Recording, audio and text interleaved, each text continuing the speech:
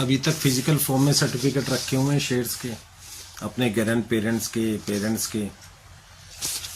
आज ही एक क्लाइंट आए हैं ये सभी सर्टिफिकेट्स लेके, तो मेरा उनसे भी यही सवाल था और मैं आपसे भी ये पूछता हूँ कि ये फिजिकल शेयर्स डीमेट में करवा नहीं पा रहे हो या करवाना नहीं चाहते हो, इसका फायदा या नुकसान जानना चाहते हो तो वीडियो में आखिर तक बने रहना। देखिए, सेबी और शेयर ट्रांसफर रजिस्ट्रार जो होते हैं पिछले कई सालों से सभी शेयर होल्डर्स को ये रिक्वेस्ट करते आ रहे कि जिन जिन की भी होल्डिंग फिजिकल फॉर्म में है, अब ऑब्वियस सी बात है कि पुरानी होल्डिंग होगी 80s 90s 2000 के दौर की होल्डिंग होगी, क्योंकि अराउंड 20-25 साल से तो सब इलेक्ट्रॉनिक हो ही चुका है। तो पुरानी होल्डिंग जितनी भी है सभी ये रिक्वेस्ट करते आ रहे कि जल्द से जल्द आप उसको डीमेट मोड में, इलेक्ट्रॉनिक मोड में कन्वर्ट करवाएं। देखिए, उसके फायदे भी हैं और मतलब फायदे ही फायदे हैं और ना करवाने के नुकसान ही नुकसान है।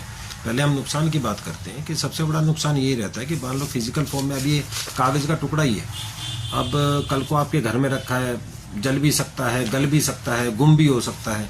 तो आप मान के चलिए कि आपके ग्रैंड पेरेंट्स ने, आपके पेरेंट्स ने हजारों लाखों करोड़ों रुपए इसमें लगा के इन्वेस्ट करके छोड़े और ये 1 मिनट में ख़त्म हो जाएंगे तो कैसा लगेगा।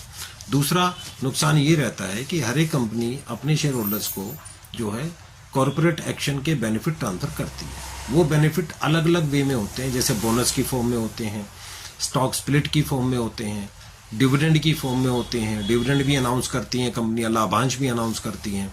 तो अगर ये स्टॉक सारा आपका फिजिकल फॉर्म में रहेगा तो इन सब चीज़ों से आप वंचित रह जाएंगे, वो डायरेक्ट आपको उसका बेनिफिट नहीं मिल पाएगा। उसके लिए भी आपको काफ़ी मेहनत और काफ़ी जद्दोजहद करनी पड़ेगी।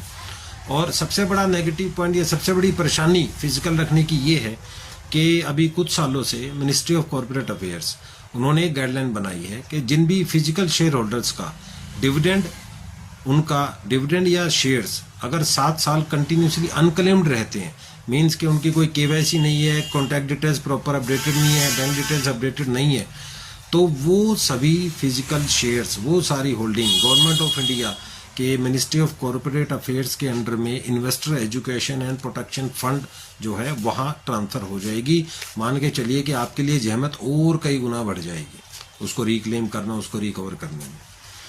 और वहीं अगर मैं फ़ायदों की बात करूं तो इसका सबसे बड़े फ़ायदे ये है कि आपको कॉर्पोरेट एक्शन बेनिफिट जो है वो ईजिली और टाइम पे मिलेंगे। बोनस टाइम पे मिलेगा, स्प्लिट भी आपको ईजिली मिलेगा, डिविडेंड जो केवाईसी में आपका बैंक अकाउंट होगा डायरेक्ट उसी के अंदर डिविडेंड ट्रांसफ़र हो जाएगा।